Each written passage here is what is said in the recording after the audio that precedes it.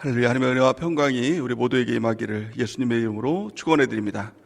오늘은 야고보서 2장 14절에서 26절 말씀을 근거로 참된 믿음은 행함으로 나타난다 라는 제목으로 하나님 말씀 증거하겠습니다. 성숙한 그리스도인 야고보서 강의 8번째 시간입니다.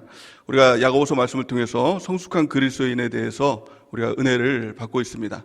그런데 야고보서 말씀의 전체적인 주제를 한마디로 말하면 오늘 본 말씀에 있는 그 주제 말씀입니다.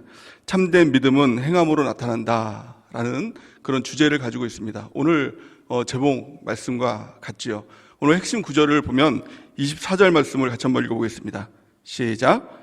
이로보건대 사람이 행함으로 의롭다 하심을 받고 믿음으로만은 아니니라. 아멘. 이 말씀을 보면서 성경을 조금이라도 좀 아시는 분들은, 성경을 좀 읽어보셨다 하시는 분들은 종종 혼란을 겪고는 합니다. 왜냐하면 로마서 말씀을 보면 믿음은 이 구원은 행함으로 말미암아 받는 것이 아니라 오직 믿음으로 받는다라고 그렇게 말씀을 하고 있습니다.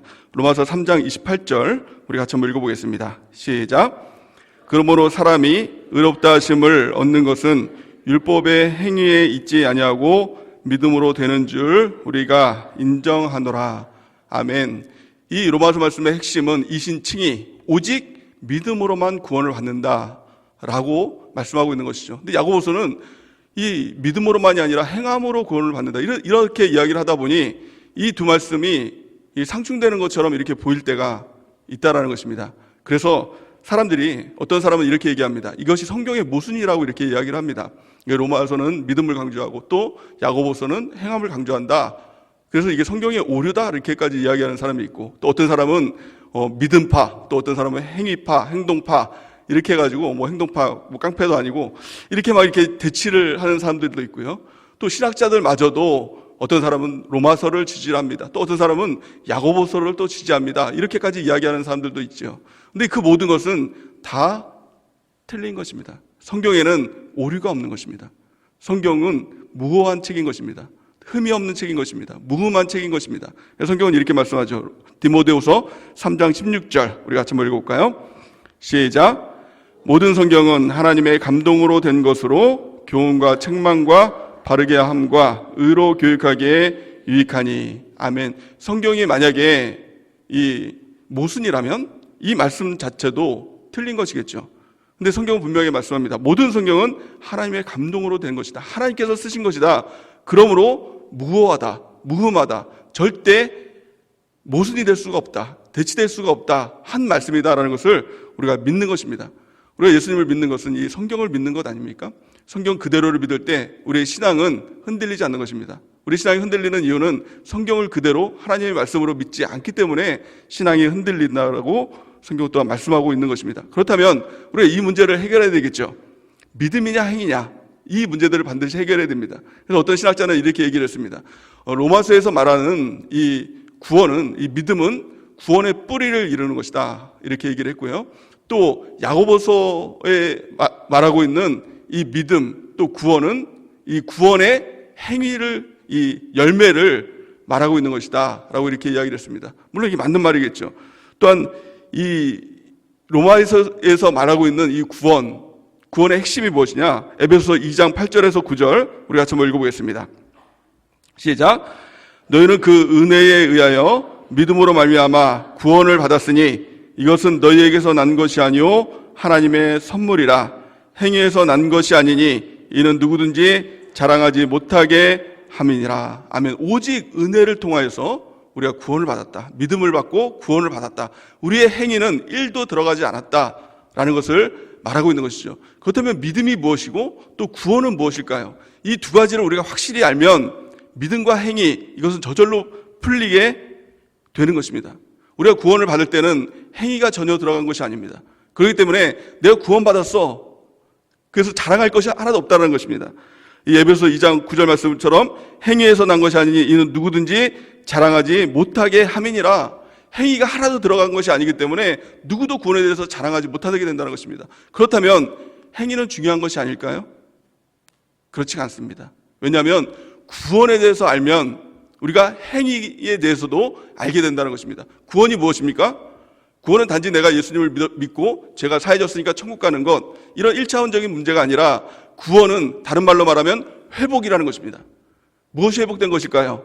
병이 들었다가 난 것, 또 돈이 없다가 돈이 생긴 것, 이런 차원의 회복이 아니라 근본적인 회복, 이것이 구원인 것입니다.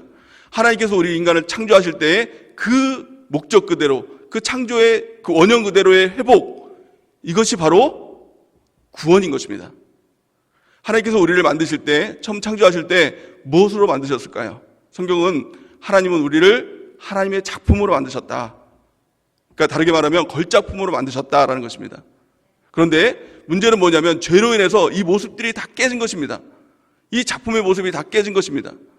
예를 들어서 이 모나리자라는 작품이 있죠. 그 작품이 왜 그렇게 가치가 있을까요? 돈으로도 그 원작은 살 수 없다고 하지 않습니까? 왜 그렇게 가치가 있을까요? 그 이유는 한 가지입니다. 레오나르도 다빈치가 그것을 만들었기 때문에, 그 사람이 만들었기 때문에 그게 가치가 있는 것입니다. 우리도 마찬가지입니다. 우리가 가치 있는 이유가 무엇입니까? 레오나르도 다빈치보다 더 뛰어나신, 비교도 안 되는 하나님이 우리를 만드셨기 때문에 우리 한 사람 한 사람들은 가치가 있는 것입니다. 근데 문제는 죄로 인해서 그 모습이 다 파괴된 겁니다. 그 갈기갈기 다 찢겨가지고 무슨 모양인지 모르게 된 것입니다. 근데 구원이 뭐예요? 예수님께서 십자가에 달려 돌아가심을 통해서 그 죄의 문제를 해결하시고 그 조각조각 난 것을 다 모은 것이 아니라 그것을 다 버리시고 새로운 창조의 모습으로 만들어주신 것, 이것이 바로 구원인 것입니다. 그렇다면 구원이 무엇일까요? 하나님의 창조의 그 모습, 그 원리, 그 목적대로 사는 것, 이것이 바로 구원의 시작인 것입니다. 성경은 이렇게 말씀하고 있습니다. 에베소서 2장 10절 우리 같이 한번 읽어보겠습니다. 시작. 우리는 하나님의 작품입니다. 선한 일을 하게 하시려고 하나님께서 그리스도 예수 안에서 우리를 만드셨습니다. 하나님께서 이렇게 미리 준비하신 것은 우리가 선한 일을 하며 살아가게 하시려는 것입니다. 아멘. 이것이 바로 구원이고 이것이 바로 회복이라는 것입니다. 그러니까 구원받은 사람에게 있어서 가장 중요한 것이 무엇입니까? 하나님께서 우리를 만드신 이유와 목적대로 사는 것입니다. 우리를 왜 만드셨습니까? 오늘 성경 말씀에 보니까 이렇게 미리 준비하신 것은 우리가 선한 일을 하며 살아가게 하시려는 것입니다 라는 것입니다. 그러니까 구원받은 이후에 우리의 행위가 바뀌지 않는다면 그 믿음이 진짜인가 우리는 점검해 봐야 되고, 그 구원이 진짜 구원을 받았는가 우리가 점검해 봐야 된다는 것입니다. 그렇다면 왜 가짜 믿음이 생겨났을까요? 왜 가짜 구원들이 생겨나게 됐을까요? 오늘 성경은 그것에 대해서 분명하게 말씀하고 있습니다. 그 믿음이 귀신의 수준의 믿음에 머무르고 있기 때문에 그렇다는 겁니다. 구원받는 믿음은 귀신의 수준을 뛰어넘어야 된다는 것입니다. 귀신이 절대 가질 수 없는 믿음을 가져야 된다는 거예요.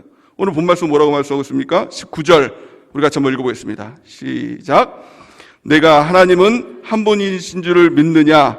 잘하는도다. 귀신들도 믿고 떠느니라. 아멘. 우리는 믿는다라고 할 때, 하나님을 믿는다라고 할 때 하나님의 존재를 믿는 것, 이것을 믿는 것의 전부라고 착각을 합니다. 하나님이 계신 것을 믿어요. 하나님이 살아계신 것을 실제로 믿어요. 이것은 믿음이 아니라 사실이죠. 또 어떤 분들은 그것이 실제로 믿어져서 그 하나님이 나는 두려워요. 두려움 가운데 살아요 라고 이렇게 얘기합니다. 오늘 본 말씀은 이렇게 합니다. 잘하는도다.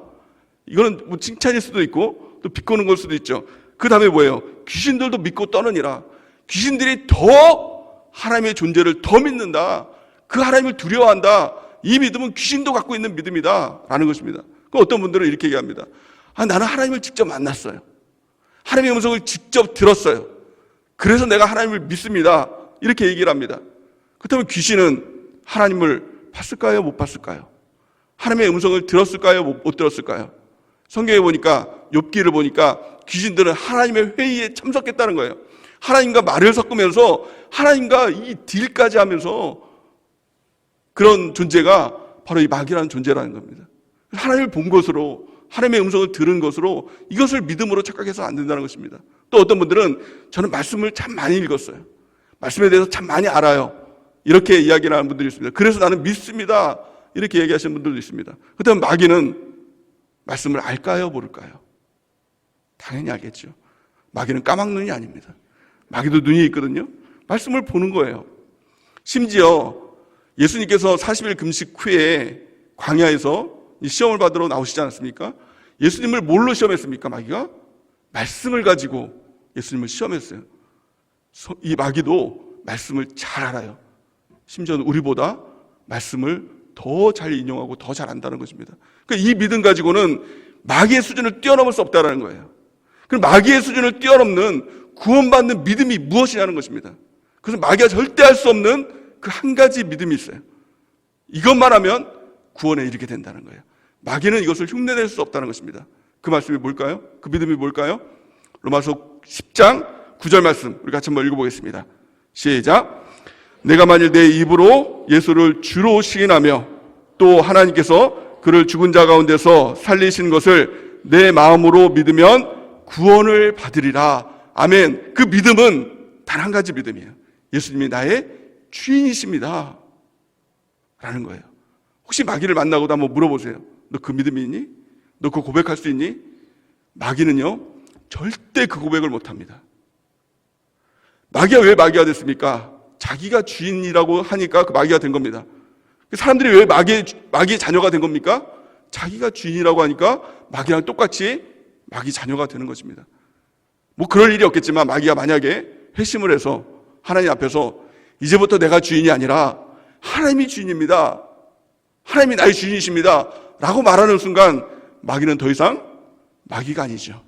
안마귀가 되는 거죠. 안마귀. 이제 깨달으셨나 봐요. 안마귀가 되는 겁니다. 마귀가 아닌 것입니다. 우리가 할 수 있는, 마귀가 가질 수 없는 유일한 믿음을 가질 수 있는 것, 이게 뭐예요? 구원에 이르는 믿음, 유일한 믿음 뭐예요? 예수님이 나의 주인이십니다. 그 믿음이 있는가 오늘 점검하셔야 됩니다. 그 믿음이 있는가? 예수님이 내 안에 계신가? 그것을 갈라디아서 2장 20절 말씀에 보니까 이렇게 말씀하고 있죠. 우리 같이 한번 읽어보겠습니다. 시작. 내가 그리스도와 함께 십자가에 못 박혔나니 그런즉 이제는 내가 사는 것이 아니요 오직 내 안에 그리스도께서 사시는 것이라. 이제 내가 육체 가운데 사는 것은 나를 사랑하사 나를 위하여 자기 자신을 버리신 하나님의 아들을 믿는 믿음 안에서 사는 것이라. 아멘. 나는 십자가에 달려 죽었습니다. 나라는 존재는 완전히 죽었습니다. 이제 나는 없습니다. 내 안에 이제 예수님께서 사십니다. 우리가 그 믿음으로 사는 것입니다.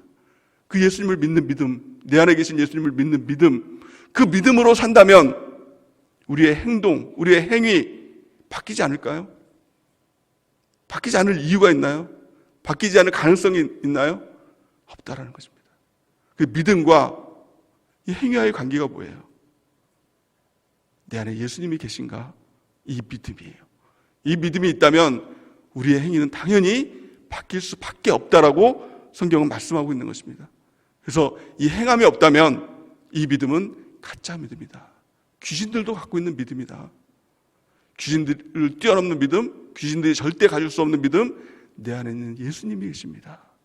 이것이 진짜 믿어지고 이 삶을 살아가고 있는가, 이것에 대해서 오늘 성경 말씀은 우리에게 말씀하고 있는 것입니다. 우리 14절 말씀을 같이 한번 읽어보겠습니다. 14절 시작. 내 형제들아, 만일 사람이 믿음이 있노라 하고 행함이 없으면 무슨 유익이 있으리요? 그 믿음이 능히 자기를 구원하겠느냐. 아멘. 믿음이 있다고 하면서 행함이 나타나지 않는다면, 예수님이 내 안에 주인이시고 내 안에 살아계신다라고 하는데 그 행함이 나타나지 않는다면 그 믿음이 뭐냐? 그 믿음은 아무것도 아니다. 이렇게 말씀하고 있죠. 17절 말씀을 다시 한번 읽어보겠습니다. 17절 시작. 이와 같이 행함이 없는 믿음은 그 자체가 죽은 것이니라. 아멘. 믿음은 생명입니다. 믿음은 살아있는 믿음이 있고 죽은 믿음이 있다는 것입니다. 그것이 무엇으로 증명됩니까? 행함으로. 우리가 믿고 구원받았다고 하는데 행함이 여전히 세상 사람들과 똑같다라고 한다면 우리의 믿음은 가짜, 우리의 믿음은 죽은 믿음, 거짓 믿음이라는 것입니다. 우리가 우리 스스로를 점검함을 통해서 내 안에 정말 예수님이 계신가, 그 믿음으로 우리가 살아가고 있는가, 우리가 그것들을 점검하는 은혜가 있길 원합니다. 그렇다면 그 행함이 무엇일까요? 우리가 참된 믿음을 가지면 어떤 행함으로 나타나게 될까요? 우리의 행함이 어떤 모습이 되어야 될까요? 오늘 성경 말씀을 보면 그 세 가지 모습을 말씀하고 있습니다. 참된 믿음은 행함으로 나타나는데 그 세 가지 행함으로 나타나게 된다는 것이죠. 자, 첫 번째 행함은 우리 섬김으로 그 행함이 나타나게 된다는 거예요. 섬김은 굉장히 중요하죠. 왜 섬김이 중요할까요? 예수님께서 이 땅에 오신 이유와 목적이 섬김이라고 성경은 분명하게 말씀하고 있습니다. 마태복음 20장 28절 우리 같이 한번 읽어보겠습니다. 시작. 인자가 온 것은 섬김을 받으려 함이 아니라 도리어 섬기려 하고 자기 목숨을 많은 사람의 대속물로 주려 함이니라. 아멘. 예수님께서 이 땅에 오신 이유와 목적이 섬김이라는 것입니다. 그 목숨을 줘서 많은 사람들을 살리시는 이 섬김의 모습을 위해서 이 땅에 오셨다는 것입니다. 예수님이 내 안에 계시다면 우리의 모습도 섬김의 모습으로 바뀌게 되는 것입니다.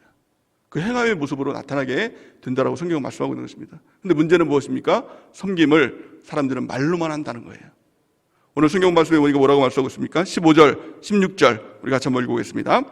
시작.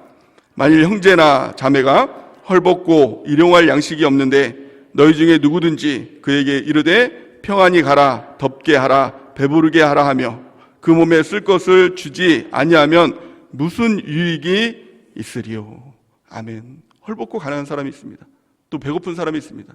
이 날씨가 지금 춥지 않습니까? 추운데 헐벗고 있는 거예요.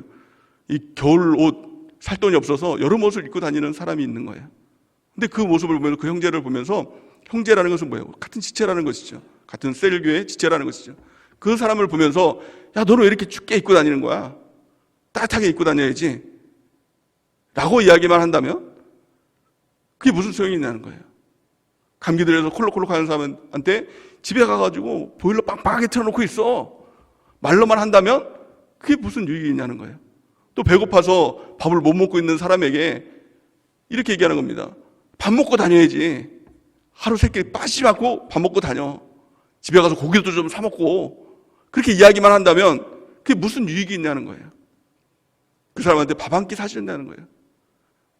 정말 만 원 한 장 주면서 옷 사 입으라고 그렇게 얘기하는 것이 말로 하는 것보다 유익이 있다는 것을 말씀하고 있는 것이죠. 지금으로 보면 어떻습니까? 우리가 셀 공동체라는 것이 무엇입니까?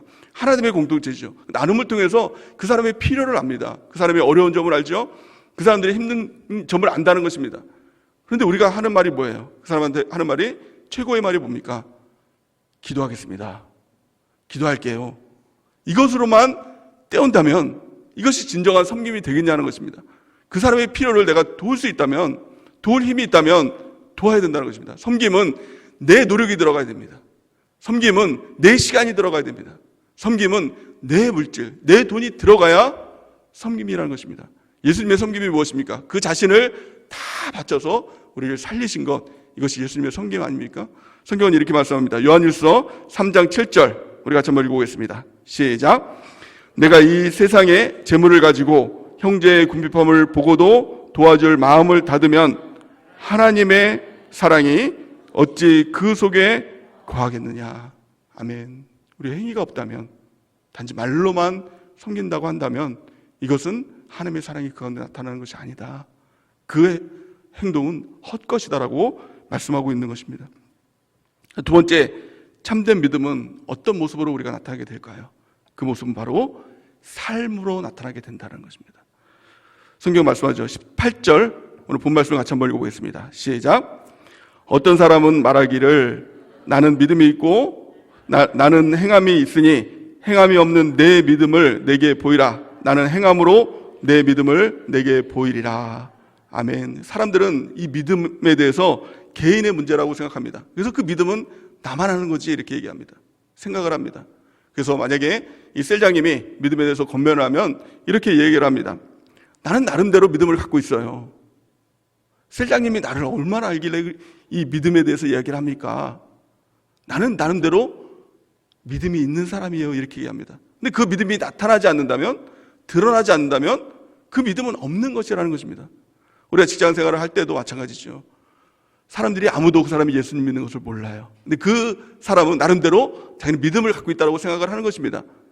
그렇다면 나타나지 않는 것은, 드러나지 않는 것은, 삶으로 나타나지 않는 믿음은 그 믿음은 없는 것이다 라는 것을 오늘 성경 말씀 우리에게 말씀하고 있는 것이죠. 우리 가정에서도 마찬가지입니다. 예수 믿은 지 10년, 20년 됐는데 가족들이 그 사람에 대해서 그 사람이 정말 예수 믿는 사람이라고 인정을 하지 않아요. 그렇다면 그 믿음은 없는 것이다. 가짜 믿음이다 라는 것을 말씀하고 있는 것입니다. 예수님께서도 그 말씀을 하셨죠. 마태복음 5장 15절에서 16절 말씀 우리 같이 한번 읽어볼까요? 시작.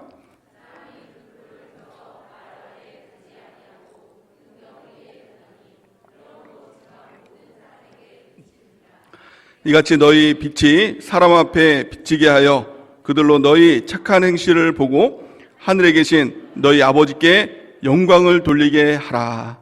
아멘. 16절 말씀 한번 중반에 보니까 너희의 착한 행실을 보고 이렇게 얘기합니다. 핵심이 뭐예요? 보고라는 거예요. 세상 사람들이 그 모습을 본다라는 것입니다.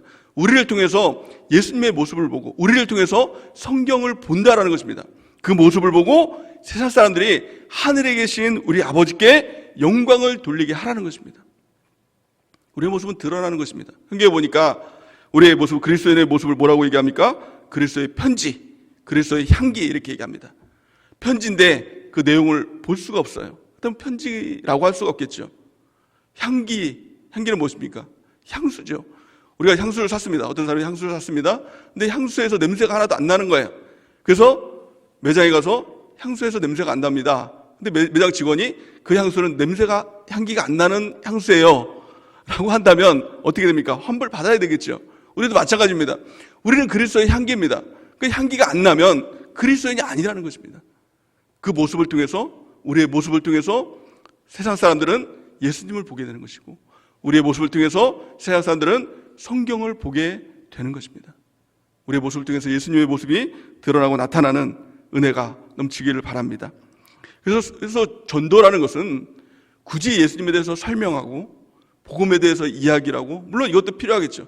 하지만 정작 그 사람이 복음을 받아들이고 예수님을 믿는 것은 그 사람의 설명을 통해서 예수님을 믿는 것이 아니라 그 사람의 모습을 통해서 예수님의 모습을 보니까 성경을 보니까 예수님을 안 믿을 수 없는 것이죠. 그 모습을 나타냄을 통해서 우리가 복음 짓고 예수님의 복음이 드러나는 우리 모두가 되는 은혜가 넘치기를 바랍니다. 마지막 세 번째, 참된 믿음은 무엇을 통해 나타나게 될까요? 성경은 그것을 한마디로 순종이라고 이야기합니다. 어떻게 보면 가장 중요한 모습일 수가 있는 것이죠. 20절 말씀해 보니까 뭐라고 말씀하고 있습니까? 우리 같이 한번 읽어보겠습니다. 시작. 허탄한 사람아, 행함이 없는 믿음이 헛것인 줄을 알고자 하느냐. 아멘. 허탄한 사람이라는 것입니다. 순종이 없는 이 모습, 행함이 없는 이 모습, 이 믿음은 헛것이고 허탄한 모습이라고 말씀하고 있는 것입니다. 그리고 오늘 두 종류의 사람에 대해서 이야기를 하고 있습니다. 첫 번째는 아브라함, 믿음의 조상 아브라함이고 또 두 번째는 누굽니까? 라합입니다. 이 두 종류의 사람은 완전히 다른 사람입니다. 차원이 완전히 다른 사람이죠. 첫 번째는 아브라함은 남자입니다. 두 번째 라합은 여자입니다. 또 이렇게 얘기를 하면은 목사님 남녀 차별하시는 거예요? 이렇게 얘기를 하시는 분들도 있겠죠. 근데 이게 아닙니다. 이 당시 때는 남자와 여자는 전혀 다른 차별을 받았던 시대입니다. 어떻게 보면 신분과도 같았어요. 남자는 대우를 받았지만 여자는 숫자에도 들지 않는 이런 천대를 받았죠. 근데 이 남녀에 대한 이 예를 들고 있는 것입니다. 두 번째는 어떻습니까? 아브라함은 믿음의 조상입니다. 이 당시 때 민족에 어떻게 보면 우리나라로 보면 세종대왕 같은 또 이순신 장군 같은 또 위인일 수가 있는 것이 그보다 더 높임을 받았던 민족적인 어떻게 보면 조상인 것이죠. 믿음의 조상. 반대로 라합은 어떤 사람입니까? 그 신분이 창녀였습니다. 아주 비천한 사람이었습니다. 그리고 이방인이었습니다. 근데 이 야고보는 굳이 이 두 사람에 대한 예화를 듭니다. 왜 그럴까요? 의도적인 것입니다. 하나님이 보는 시각은 그 사람이 어떤 사람인가, 남자인가 여자인가 이 관점으로 보는 것이 아니라는 것입니다. 그 사람이 어떤 민족적인 위인이냐 아니면 아주 천대받는 사람이냐 여기에 관점이 있는 것도 아니라는 것입니다. 하나님이 보는 관점은 단 한 가지라는 것입니다. 순종하는 사람인가 불순종하는 사람인가. 우리의 모습이 어떻습니까? 내가 어떤 사람인가, 내가 남자인가 여자인가, 내가 어떤 믿음의 가문에서 태어났는가 아니면 그렇지 아니한가 여기에 관점이 있는 것이 아니라 나는 순종하는 사람인가 아니면 불순종하는 사람인가 우리가 점검하는 은혜가 있길 바랍니다. 먼저 아브라함에 대해서 이야기를 합니다. 우리 21절에서 24절 우리 같이 한번 읽어보겠습니다. 시작. 우리 조상 아브라함이 그 아들 이삭을 제단에 바칠 때에 행함으로 의롭다 하심을 받은 것이 아니냐. 내가 보거니와 믿음이 그의 행함과 함께 일하고 행함으로 믿음이 온전하게 되었느니라. 이에 성경에 이른바 아브라함이 하나님을 믿으니 그것을 의로 여기셨다는 말씀이 이루어졌고 그는 하나님의 벗이라 칭함을 받았나니 이로보건대 사람이 행함으로 의롭다 하심을 받고 믿음으로만은 아니니라. 아멘. 21절 보니까 우리 조상 아브라함이 그 아들 이삭을 제단에 바칠 때 행함으로 의롭다 하심을 받았다는 거예요. 한마디로 말하면 무엇입니까? 순종이죠. 가장 귀한 것을 드릴 수 있는 순종. 이 순종의 모습이 무엇입니까? 즉각 순종의 모습, 절대 순종의 모습, 완전 순종의 모습. 이 모습을 통해서 하나님은 아브라함을 의롭다 하셨다. 믿음의 조상으로 삼으셨다는 것입니다. 두 번째는 누구입니까? 25절 기생 라합에 대해서 이야기를 하고 있죠. 우리 같이 한번 읽어보겠습니다. 시작.